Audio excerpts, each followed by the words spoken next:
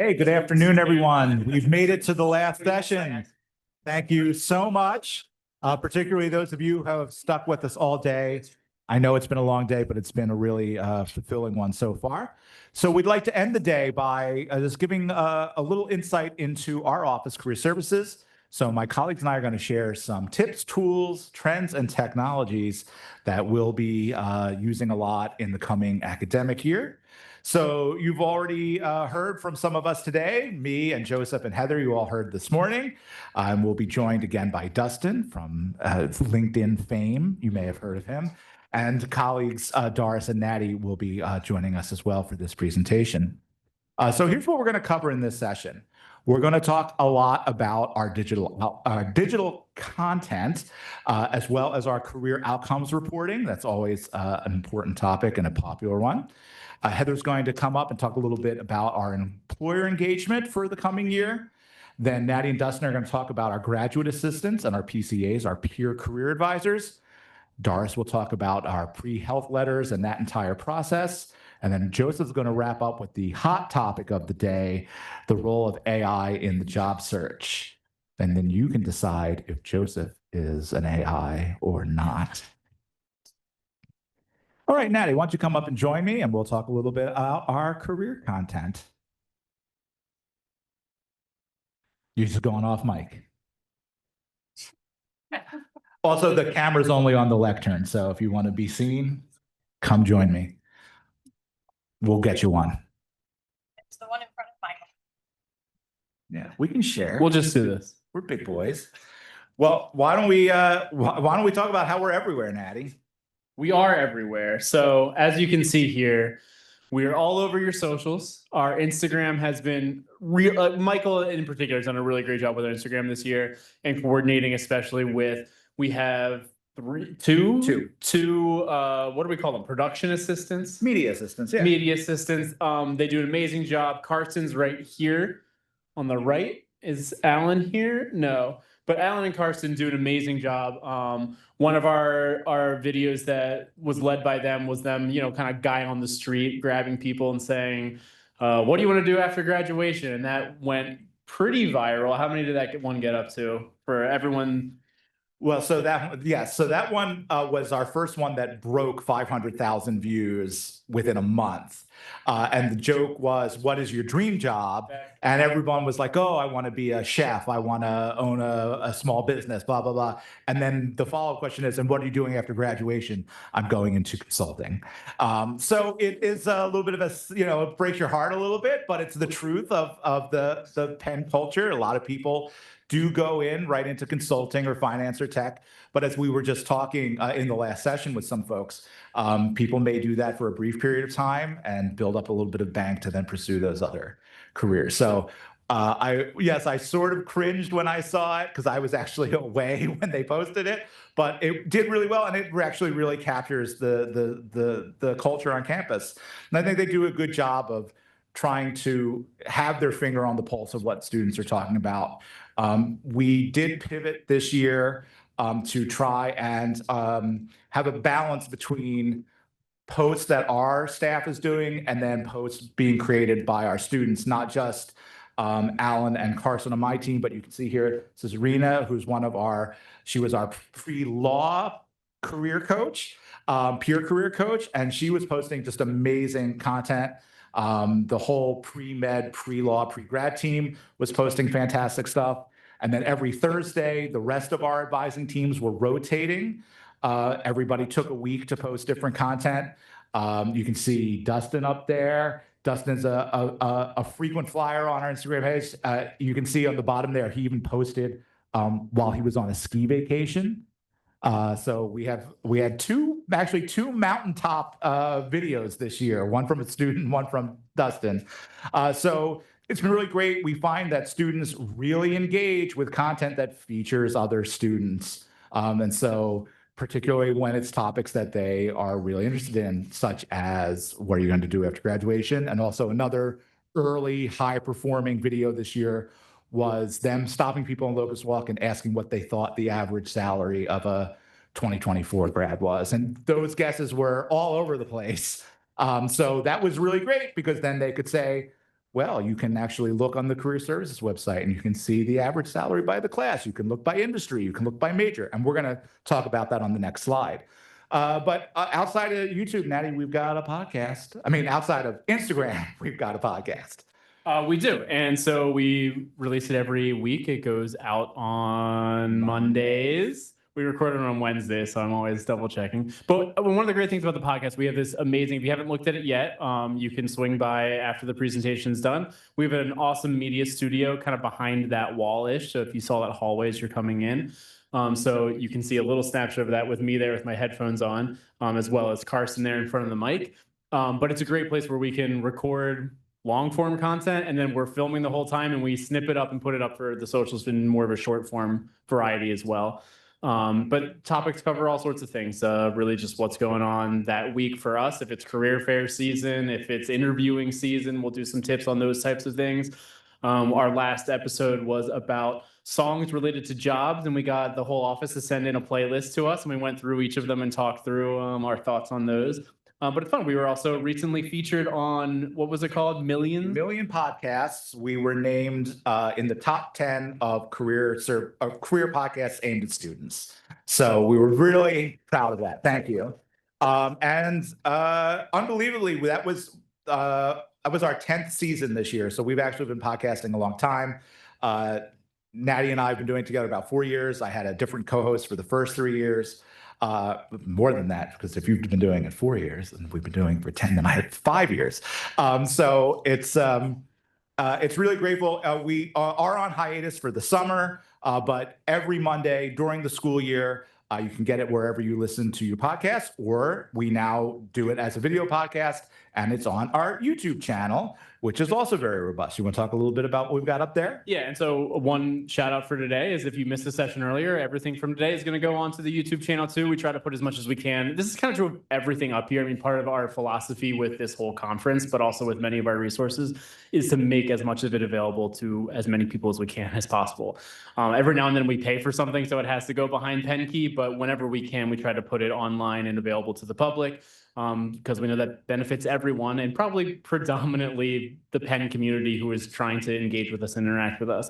But you can find lots of things there, from our podcast to workshops, to smaller, shorter videos there too. We have all kinds of things that we put there. Live streams. We're going to do a live stream at the end of the summer, right before the semester begins. One with Heather. We'll be doing one on employee relations, and then Dustin, me, and Tina are going to do one on just a career kickoff to start the year.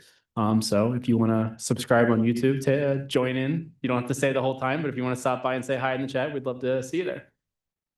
And then I'm just going to finally mention, we haven't talked too much today about Handshake, but if you don't know, Handshake is our primary platform in career services. It's where we host our job board. It's where students go to make appointments with us. It's all of our event listings on there. We host our career fairs and our virtual career fairs through the platform. So it's really our virtual career center. And starting this past year, Handshake redefined what the homepage in Handshake is for students, particularly the mobile experience. And it really mimics a social media app now. So when a student logs on to the app or they log on the web, they get a feed, and that feed can contain jobs, events, and social media posts. So I'm now able to duplicate our efforts.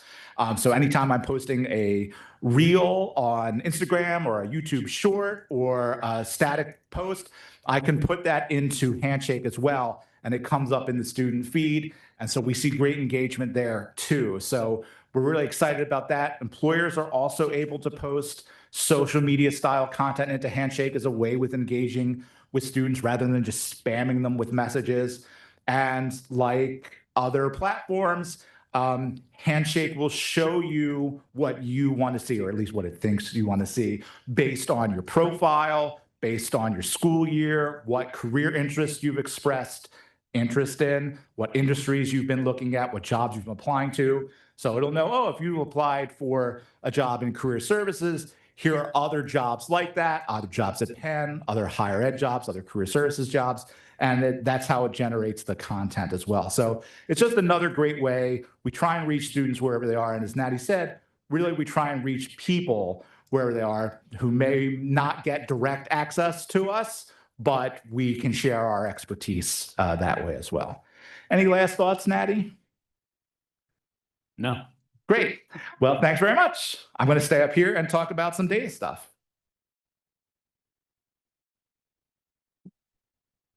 All right, so I supervise the great Emily Barali, who is our data wizard. She is away at a wedding today, so she could not be here to present, but we sat yesterday and put some slides together. So if you don't know, we do a lot of data collection here in Career Services. We do postgraduate outcome reports first and foremost. So every person that is served by our office who graduates gets a post-graduation survey for us, and we survey the class at every graduation point. So that's August, December, and May makes up a Penn graduating class. So we do that through Handshake. It's a really great interactive tool that the students can use to fill out that. And then we have some custom questions that we ask that are more specific to Penn. And you can see these reports on the website. And I'm actually going to switch over so you can see where to find these and give you a little preview of things. So on the Career Services website, right up here, Outcomes, if we search to postgraduate, I'm going to start with the undergraduate report because it's the most impressive. We have this interactive report. If you've never used this before, I really recommend you check it out. Give it a second to load. So here you can see that we can filter this by class year going back to 2020. We can filter it by school, by major. So let's take a look. Let's take a look at engineering, and we'll look at 2024. So you can see it filters down. You can see that we had only a 46 response rate from the engineering school, but we managed to get a knowledge rate of 78%. That means our staff did a lot of research. They went through LinkedIn, they went through the internet, and they found as much information as they could about where people ended up after graduation, even if they didn't fill out their survey. So we can see, again, you can see their primary outcome, whether that's employment, continuing education, still seeking, or other, where they're working, who they're working for. We have a separate report that you can click on that is all of this by industry. That's very interesting. Salary information, and of course, graduate school information as well, where they're going, what they're majoring in, what kind of degree program. So it's really information that is critical if you want to, if you're working with a student and they say, well, I don't know, what can I do with this major? Or what have other people done? What are the outcomes like? You can come here and get a really good snapshot of that. We would also encourage you to spread the word about the survey and encourage people to fill it out. So another big question we get is, well, what about summertime? What about internships? If you go up to our outcomes page and you go to summer, you'll see we don't have any information after 2019. It has become so difficult to get students to fill out surveys. The summer one in particular, we have such a low return rate the last 6 years. We have not been able to post that information. We are working on making a combined report over the last 3 years, so we can at least present something. But again, we would really encourage you and look for your partnership and asking your students to please fill that out. We send it out before the semester ends, and we keep nagging them all the way through Thanksgiving. So it's open for a long time. We do incentivize it. We do raffles as much as we can. We're limited in the amount of prizes that we can give away, but we do have nice stuff to give away, including some AirPods and stuff like that. But it's really difficult to get this information. And in fact, I'll be attending our national conference next week, and one of the topics is how to get students to tell you what they did this summer. So I'm looking forward to that very much. Back to the postgraduate, we also have graduate student reports. Right now, these are broken up by school, and they are just static PDF reports. with the same sort of information, but you just have to look at it on a year-by-year base. However, Emily is working very hard, and we hope to launch at the end of the summer an interactive graduate student report that mirrors that undergraduate report. So you'll be able to look at populations over time, compare and contrast. She's working very hard on making that happen, had to make some changes to how we ask those questions of graduate students so that it all lines up and works in the interactive format. So I know that when she gets back, that's a big priority for her. So the final thing I want to highlight is we know that this data can be very valuable to you in your work, and sometimes you can get exactly what you're looking for off of the reports, and sometimes there's a little more information you need or a little more context that you need. So if you go to the faculty and staff section of our website and you scroll down, we have a request data form. You can make a request. You can ask us whatever you like, and we will do our best to fulfill it. Now, I just want to stress, because we get a lot of questions, we can only provide the data that we have, and that data is career data. So occasionally we'll get a request, oh, can you look at career outcomes based on people who took this course or this set of courses? No, we cannot. We can give you the career data, and if you have that academic data and you want to try and match it and run a report, we can collaborate with you in that way. But we can only give you the outcomes data that we have.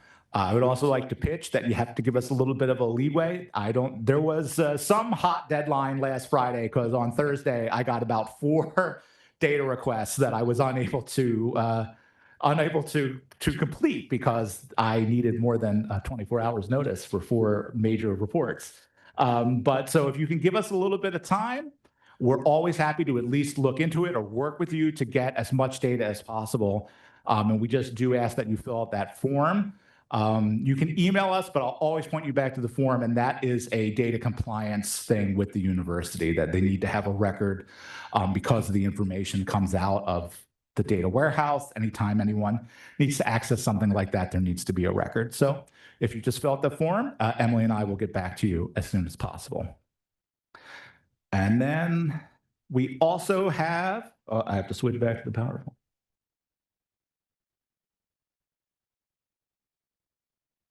You can also find some graduate application school stats that Emily compiles for med school, law school, and dental school. So if you want to get some statistics on the outcomes from students who have made those applications, how many have been admitted, where they're going, that sort of information, you can find that on our website as well. All right, so that's it for data, and I'm going to hand things over to Heather to talk a little bit about our employer engagement efforts.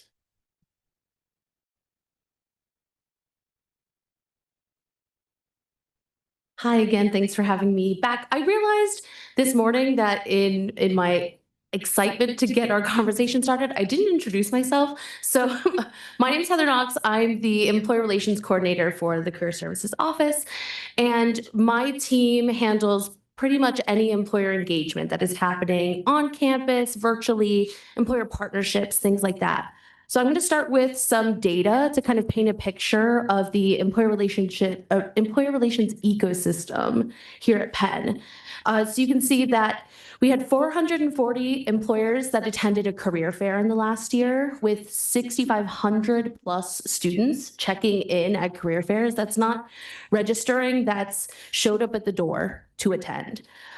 We had almost 1,800 Penn-only interviews.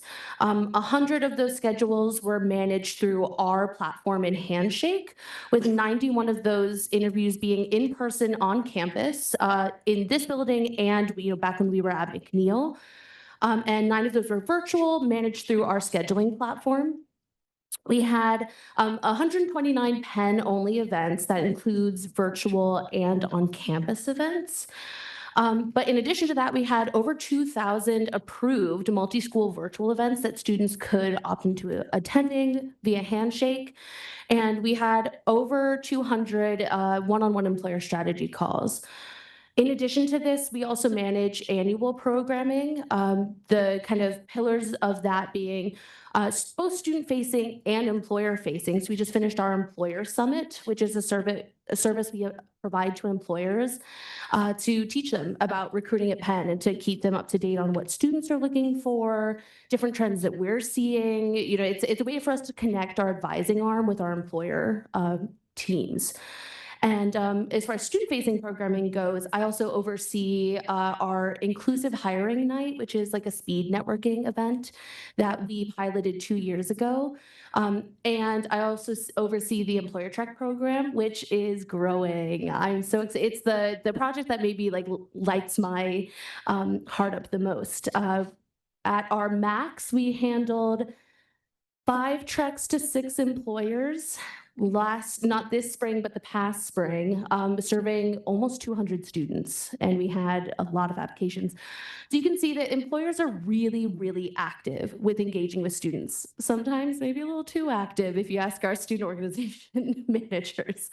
But they want to be here. They want to be working with Penn students. And so the job of my team and your career services at large is to make sure that that's all happening in a way that is positive for students. So I'm going to talk a little bit about some of the emerging trends we're seeing, things that you may hear from students, especially if you work with any student organizations. We're definitely seeing early planning for the fall, but last minute or late starts to spring semester. Our fall recruiting is typically right now pretty much entirely full-time. Employers are, I'm sure it's been said before, but employers are really recruiting early for summer internships. And right now that's starting the spring of their sophomore year for junior summer internships. I have to like take a second while I say that because it is a little hard to wrap my head around sometimes. The other thing we're really seeing, as opposed to a dedicated like recruiting strategy or like pathway, employers right now are mostly focused on building a brand at Penn. They know that student organizations and students, it's all word of mouth. And if they aren't talking about you, it's hard to get attendance and interaction. So employers are coming to campus multiple times a year with a schedule that's usually packed with events, meeting with different student organizations, students one-on-one, and then different recruiting efforts through our office. But these events are becoming more casual and more fun. We're seeing networking opportunities, different things like coding and case competitions, and workshops, things that provide a value add to students. And we're hearing really good feedback about that from our students. So we're absolutely trying to sort of include our employers in planning these more creative and casual events. All of this leads to these like long-term pipelines. Like I said, they're recruiting really early. And so they're trying to get in front of students and involved with students almost as soon as they step foot on campus. This does lead to that more move away as well from traditional on-campus recruiting strategies. We're getting more interest from employers on like engaging with us as a way to get in front of students, working with us on our workshops or panels, things like this. The DEI has been a little interesting for everyone, I'm sure, this year. And I wanted to include this as a kind of calming thought that what we're hearing from employers is that like DEI is not going away. They're still doing their DEI hiring and recruiting procedures. They just have to be a little more selective with their wording. But the systems and structures are still in place and being used.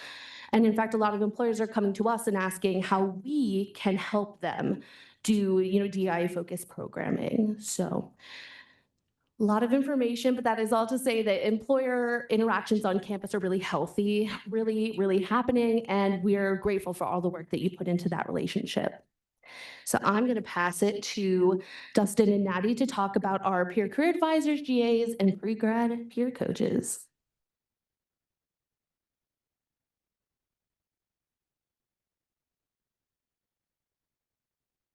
Hello again.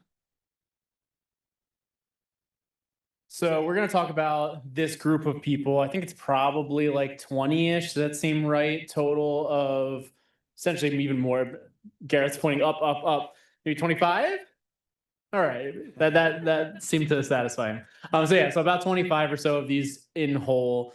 I think they're so essential to our office. We have some stats to share about how they interact with our students and the impact that they have. But they all kind of work in different ways. Our peer advisors are really like the front facing side of our office. I think a lot of times they end up being the first face of our office. So this is undergraduate students who are mostly juniors and seniors. We have a couple sophomores, but they really act as peers to students who want to come in for the first time and have a resume reviewed or ask some questions that might be intimidating. We try not to be intimidating, but I think there is always the level of talking to a career services professional that sounds not fun, even if we try to be fun ourselves. So I think our peer advisors do an amazing job of being a friendly and warm face in that way, even if it seems like it's harder to meet with one of us. And we've seen that in the numbers. We've had lots of students engage with them over the past few years. We had 707 student appointments, saw 630 unique students. 21% of them were off hours, which is also important to us. So many students want to meet with us, and our appointments are basically 9 to 5. And our students also have appointment availability at 7 p.m., 8 p.m. I had one that I saw, one of our graduate assistants, that I think I included that in that number, had appointments at like 11 p.m. one day, and they filled. And when I'm working with them, I say, hey, if you want to try it and see if students are actually taking it, then no worries. So I think it's a great way for them to still have opportunities to talk and get good advice from us, even at times that don't work for us as full-time staff. And this year was our largest pool of applicants. We had 53 applicants total. One of the things that I loved the most about that was many of them said that the reason for their applying was because they had an amazing interaction with the peer advisor themselves. And one of them, a name we mentioned already, Rena, was our pre-law coach right now. She started as a PCA when she, I think, was a sophomore at that time. And many of the students who applied said, I met with Rena and she was amazing. And so it was just really nice and heartwarming to see that the efforts in having our peers come were actually being so meaningful to students that they wanted to also give back themselves after having met with someone like Rena, which was great. And so they offer mostly 15-minute appointments. They're usually pretty quick. That could include some internship search experience of sharing their own examples, but we also train them. We do a whole training session at the end of the summer, very beginning of the fall, as well as the spring. We actually had two different peer advisors who were doing cases. So for consulting specifically, both of them were seniors who went through the whole casing process, and we're excited to be able to share that with underclassmen because they invested a lot of time in doing that. And once they got their job, they wanted to share it and pass it forward. And they just do a lot with additional programming. That was a little bit less this year and past years. But whenever we get program requests, which is on our form, I think in that same link that Michael shared in that faculty and staff place, there's a place where you can request for us to come do a workshop with you.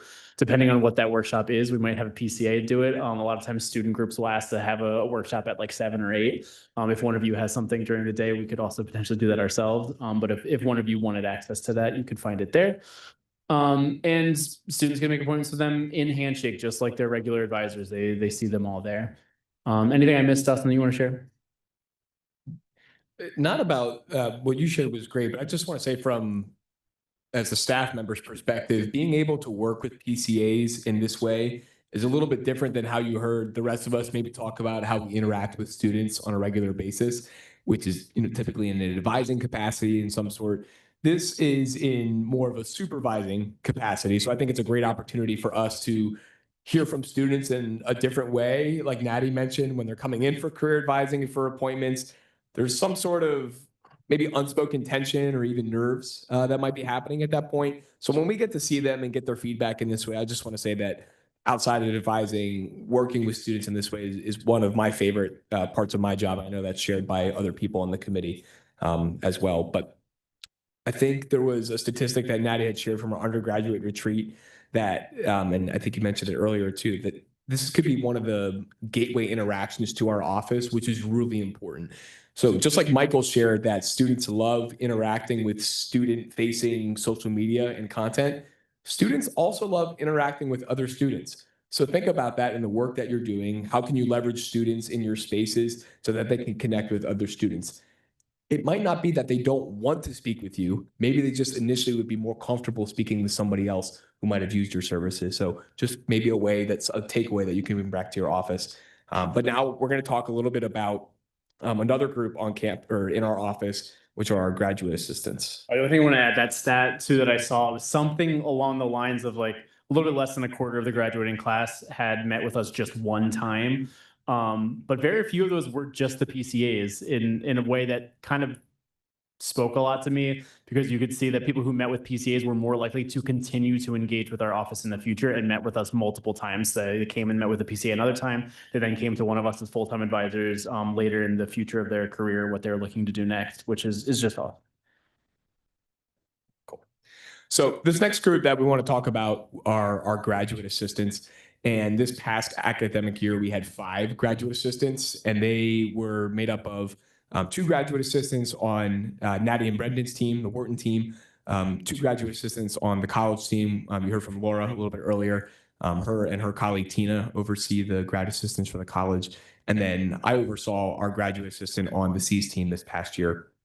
Really excited to share that this most recent cycle, we are actually able to add a 6th that's going to be joining the graduate team specifically. So it was really awesome to be a part of a group that got to interview what you see on the slide here. We hire rising second-year Wharton MBA students. I cannot even begin to tell you, we leave those interviews and are beyond floored. We're like, I feel like I should have been being interviewed by them at times when they share about their industry experience that they bring and all of the insight that they can then bring to the teams and share with students. Completely invaluable, can't really be overstated enough. And as you can see, they completed a ton of appointments. Our graduate assistants, they in about 20 hours a week, and they're able to see students in a lot of capacities. And even in a little bit longer period of time, it's not really the 15-minute blocks. They really are an extension of our advising teams specifically. And again, you can see that off hours figure there. That's huge. And we get that question a lot from students. And so they really can fill in some of those extra time blocks. We know students are busy. Career services is not always top of mind. We wish it could be, but we understand that it can't be all the time. So that's always really nice too. The recruiting cycle experience, as this changes student to student or industry to industry rather, also can be really great. You can see some of the things that they're able to help with. Again, the casing is really important. Oftentimes, we've talked about consulting a lot today. So if this is one of the first times you might be hearing about this, students sometimes want to get into consulting and they don't even know what consulting is. So being able to hear from our graduate assistants that have experience in this area is also really great. But again, bottom line, it's extra hands and extra advising and advice that we don't have necessarily from an industry perspective. And also we want it to be an experience for them where they're growing as leaders. Typically this job, we get feedback is a little bit different than what they do on a regular basis with maybe, the firm that they were coming from. So it's a nice change of pace for them too. So we hope that we're arming them with tools once they finish their MBA to bring back to their companies that typically are, helping this to help develop them to be part of their company in the future too. Anything you want to add, Natty? No, it's great. They're just such an important part to our office, and we learn so much from them as advisors ourselves, especially from that technical expertise perspective. We try to work them into as many panels and workshops as we can. Every now and then they pop up on social media, but they're so busy as Wharton MBAs, and sometimes it's hard to get them all in one place. But they're just amazing. So we have an overview of the peer career coaches who meet with students who are interested in pre-health and pre-law. So there's 2 of them, 1 for each of those. They met with 117 students over the academic year, did 8 different collaborative events across campus, and mainly they're focusing on advice on class scheduling, especially for those 2 areas where students need to know what they're getting ready for schools that need specific things. Help with the standardized test prep for the MCAT and the LSAT, prepping materials for med school and law school, including personal statements, I imagine. Making appointment they have in Handshake and then different workshops and panels. We were really sad to lose Rena to the pre-law team, but we know that she's amazing there as well. Anything you want to add, Doris, about the pre-health? Second year. The biggest thing is we're happy Rena is still in our office. So she's been incredible. And I know the other one less because they were not a PCA, but I'm sure that the pre-health coach is also amazing. So that is us for us, and I'll pass it over to Doris.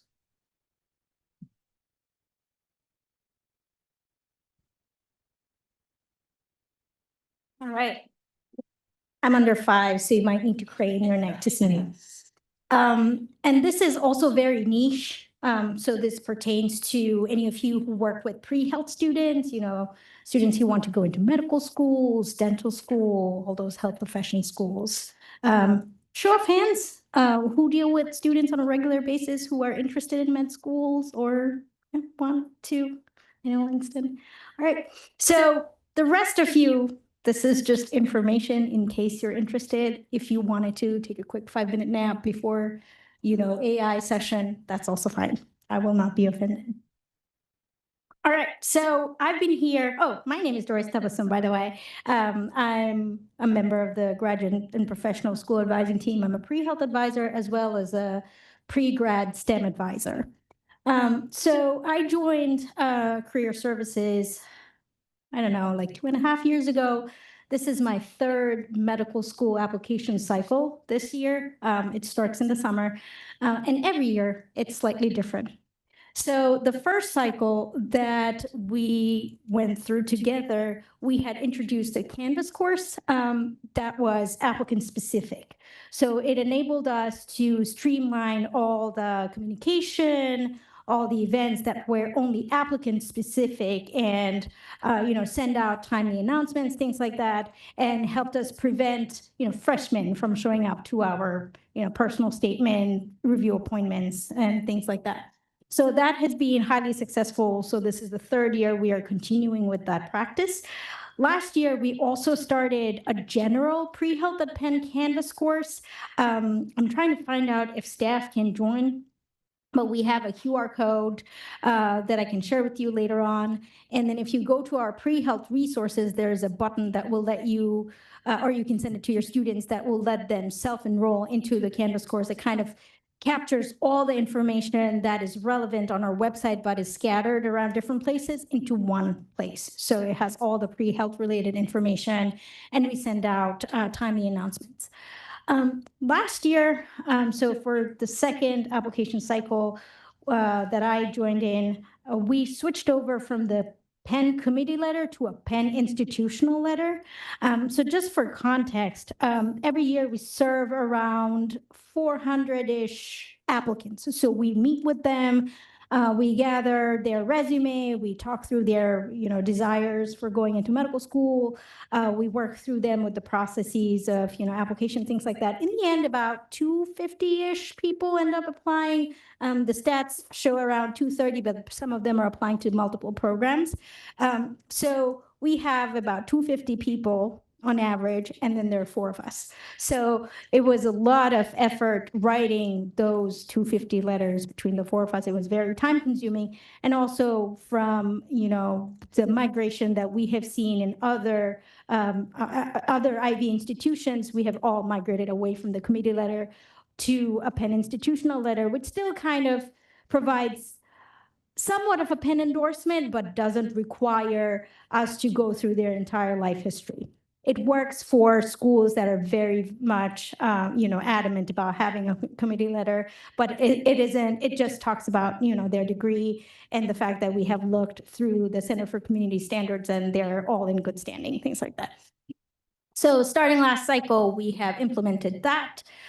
So that has greatly eased our workload and enabled us to rather help the students with their secondary applications. It enabled us to work more with their personal statements. We used to have a strict cutoff until May, beyond which we would be so inundated with the letters that we wouldn't be able to offer much in terms of advice. This year, there's a new change. So this year, we have partnered with Private Folio, a vendor, to collect their letters of recommendation and store them. It's kind of like Interfolio if you're used to working with that. And it's much more affordable. And so far, it's been working great. So if you've ever written a letter for a pre-health applicant and have seen the confidentiality agreement form, that has been phased out. RIP, we are so happy because we had so much issue, going back and forth because people wouldn't include it. So now it's all built into Private Folio. We just check a box and it's confidential. So we have now moved over the distribution of the Penn letter packet to the students. So we will make the packet, upload it into Private Folio, and they can decide if they want to send it to AMCAS, which is the medical school application portal, or later on, if they wanted to use it for a post-bac program, they don't have to come through our office again. They can just send it directly. So these are just kind of the changes that outline the evolution in my tenure at Penn. I'm sure something will be different next cycle as well, but happy to talk more if you have questions regarding this specialized process.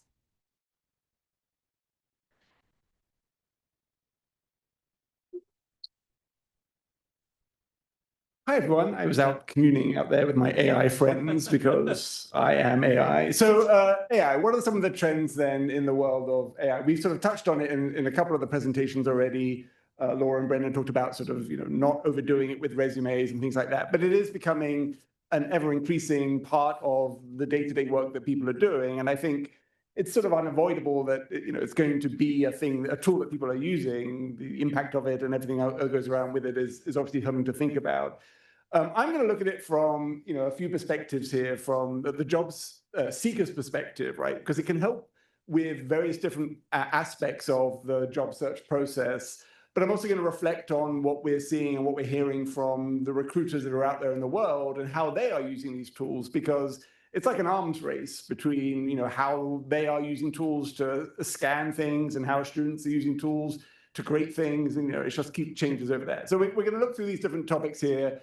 I gave everyone a handout, and my colleague Diane for the Zoom folk will be sharing a link to that handout. It has some of the prompts that I'm going to be mentioning. It also has some of the resources that I'm going to show here that are some of the traditional ways that people have done some of these things, right? So for example, for career exploration, one of the resources that we have are these vault guides that sort of give a very deep sort of look into different industries, talk about the different types of opportunities, talk about the skills that are required, the trajectory of people in these fields, right? These are just a sample of them. There's a whole array of these types of guides. And, traditionally you would look through that, you gain some insight, and then, you'd move on and hopefully, leverage networking to find out more about those areas. These days, you can get a lot of that information and sort of extract it from AI with a simple prompt, and then not just sort of absorb that information, but then ask deeper and deeper questions about that, right? What would it look like for me if I have a background in X? And this field is looking for Y, what do I have to do to be a good match, right? So it feels like it's a more personalized approach. The more specific the prompt that you use and everyone uses, the more you'll get out of it, right? So if you just say, what does the world of data science look like? That's great. But if you say from the perspective of someone who's an X, who doesn't have Y, but who has Z, what are the next steps? The more advanced the prompt and the more that you're able to sort of leverage that, the better. I'll show it in a couple of these prompts as well, but you can also ask AI, what other information do you need from me to help you answer the question, right? So you can leave AI sort of with a sense that they can ask you questions so that the prompts can become better. So again, I gave an example in the sort of sheet that I gave you of what this output was when I asked this prompt from the Perplexity tool that I was using. Networking. So we have two great resources for students to network. The MyPenn database, the internal Penn alumni database with about 484,000 Penn alumni in, and then the LinkedIn tool that allows you to sort of search through Penn alumni and current students on LinkedIn. There's about 200,000 of those on LinkedIn. The links to both of those are in that sheet. Again, you can find people, you can locate people based on what they're doing and their industry in the field. But then you also have to sort of start the conversation with them, right? Finding is step one. Step two is actually communicating with them and keeping that conversation going. So these resources by themselves get you to the first part, but they don't help you with the second part. So where does AI come in? Right, again, being super specific, you can sort of drill down into saying, well, here's a person I want to reach, here's the role, here's the reason that I think I want to reach out to them. What are some of the questions and approaches that I should take or I can take to make this a productive conversation? Provide me 5 separate emails that I could, examples of emails that I could write if I was reaching out to this person. all it's doing is it's facilitating making the process easier. And again, from an introvert perspective, making the process easier, decreasing the activation barrier so that it seems like something that you want to do is going to be a key aspect of that. So again, I shared what the AI sort of output came up with, and probably talked about chickens at some point because that's going to be a good conversation starter for me. Keeping the conversation going, we hear from students about this a lot, right? Once I've met someone, I've done an information interview, then what? What can I do? Right. And so what I think is great about the AI tool aspect is that you can help create a structure around your next step. So rather than someone saying, well, you can follow up with this person in a few months, you can say, well, write me a process, write me a sort of a step-by-step 6-month strategy for engaging with people that I've met with, including these people, what can I do, right? And you can continue to sort of make prompts that say, be more specific, provide more examples. And that's going to really help the process move along. It doesn't mean that everything that you're getting from this is what you're going to say, because as you heard, you want to use your own voice. It's just going to make it a lot easier to think about what that conversation could look like, or what those steps could be. Resumes, right? You had a great session about this one, right? So getting started with resumes can be hard, perfecting it can be hard. It takes a lot of time. We heard about resume worded and targeted resumes, sort of matching those keywords. Traditionally, applicant tracking software, sort of basic AI, matching the keywords. The more advanced AI is going to be pulling from not just the resume, it's going to be pulling from the cover letter, it's going to be pulling from your LinkedIn profile. These are things that are going to be important to do, right? So just to remind you, you do not want AI to write your resume, right? It's not going to be you. It only knows what you're giving it. And the secret about a good resume is that you can pull from a variety of different experiences to make those relevant to a role. And if AI doesn't know that you've done something, it can't make up something for you. If it does make up something for you, then that's terrible because you didn't do it. So, the idea of saying, create a resume for me out of nothing is no good. Taking a resume and saying, can you adapt it? It's still not the full picture because you've done more than what's on your resume. Obviously, taking a resume that you've created and saying, is this a good match for a role, is where AI can sort of begin to play a role, right? So you can look at a job description and ask AI to pull the key skills from it. So rather than just matching keywords that you're sort of eyeballing, you can say, identify the key skills. Then you might come across a term that you don't understand. It might say, we need someone who can work in a cross-functional matrixed environment. And you're like, what is that, right? Those aren't words that I use, but you can say, what would be a good example? What are 5 good examples of a matrixed environment in higher education that might be relevant to someone like me who does X, right? And it will give you sort of a sense of what that means so that you can then think about your experience and say, well, what experiences can I highlight that would be a good match for that? Right, again, these are all just sample prompts, but the idea is that this is much more sort of, much more engaging to sort of write the resume than just having to sit down and type sort of the words out and the bullet points. Once you've written something and you've customized, you have a first draft, you can again say, act like an ATS system and give me feedback on how well my keywords would match and what the system might be looking for in these areas. We don't know necessarily which organizations and which departments within those organizations are using applicant tracking software, but over time, it's going to be everyone. And I'll explain why I think that moving forward. So you always want to act as if there are going to be robots between you and a person, knowing that eventually it will be a person who's looking at this. Interviewing. So we have some great resources that people can leverage, students can leverage. We have Big Interview. We have Management Consulted for people applying for consulting roles. We have Exponent, which is technical interviews. Glassdoor is just a general website, obviously, but they have some great examples of questions that are out there. Knowing what might be coming up in an interview is hard, right? You can ask people, you can look for this information. This is where AI can come in for that, right? So given this job description, and given that it's a first round interview with an HR person, what are 30 questions that I might expect from that person, right? For someone with a background like mine. The great thing about AI is that you can put any number, right? 20 questions, 40 questions, 7,000 questions, right? And it's, it does its own thing, but, it doesn't get annoyed necessarily that you're asking for multiple different variations. 7,000 wouldn't be a good example.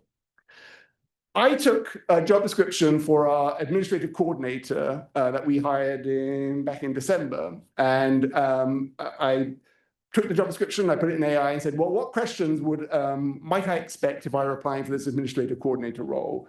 And then I looked at the questions that we actually did ask the person who was interviewing for that role. And obviously these aren't all the questions, but the black ones are the ones that we actually ask the person. The red ones are the AI questions, right? And you can see that it does a good job of predicting what's going to happen because it's just using the job description to say, these are the things that we are asking about. The things that AI did not do a good job on were the questions that weren't related to the skills to the job, right? So we asked, what's a mistake that you've made recently? And that's not something AI picked up from the job description because that's a human element, right? That's a sort of a thinking, feeling part of things. We asked, what would be, what type of supervisors would be a good fit for you in terms of your style, right? And they didn't really pick up on that because the job description doesn't really say, well, you need someone who has thoughts about supervisory styles, right? So AI does pull from the content that you're giving it. It's not human, so there would be additional questions, but it does a good job here. Again, we did an intro interview, we did a second round interview, final interview, right? So all the different phases, you can say, well, what questions can I prep for? And then also, what questions can I ask someone, right? Well, because at some point in the interview, they're going to say, do you have any questions? And you'll say, yes, I do. And then these might be some of the brainstorming questions that you have. Part of the key with interviewing, and that's not a topic that we really talked about today, is telling stories. The stories that you want to tell in an interview are made up usually of the STAR format: situation, task, action, result. Task is okay. I prefer the challenge word, but then it's the SCAR format, and that sounds scary. So STAR format is good. It's hard to tell stories sometimes. So practicing with AI and saying, well, give me an example of how I can turn this into a story is a great way of doing that. So this was a prompt. The words might be small here, but I said, given this experience of my resume, make this into a story, right? Situation, task, action, result. And it's asking me questions, right? You were tasked with doing this. What were some of the other things that you needed to do about that, right? So this was the beginning part of the story. These were the questions that it then asked to help me flesh out that story. Again, it's like an interactive buddy that's sort of keeping you on track with the stories that you're telling. So even if you are doing this by yourself and you're not doing this with a colleague or someone, you can interact with the system so that you're really getting to the heart of the stories that you want to tell.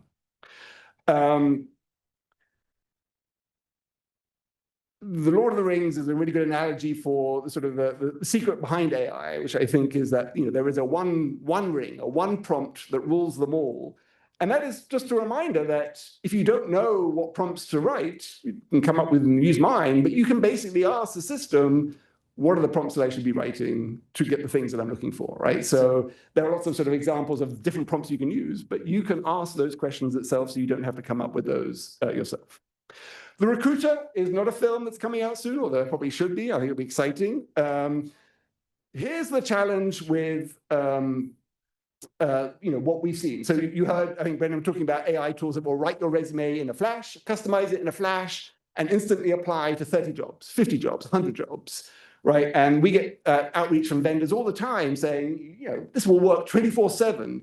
You'll never have to not be applying for jobs. Right. And so the challenge with all these systems that allow people to instantly customize and instantly apply is that the number of applications per job is going to increase dramatically because it's not actually a person just sitting down and slowly updating their resume.